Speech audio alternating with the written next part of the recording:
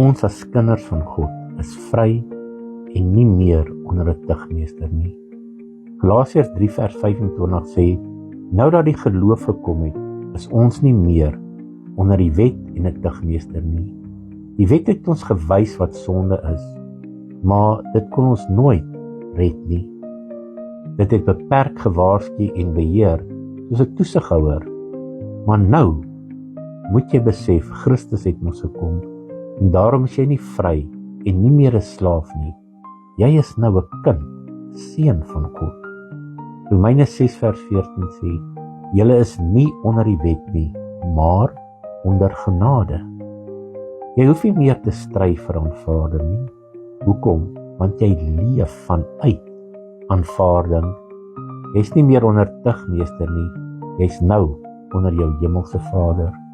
Vader, baie dankie dat ek vry is in Christus.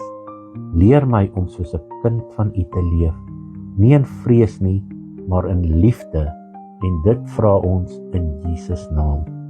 Amen.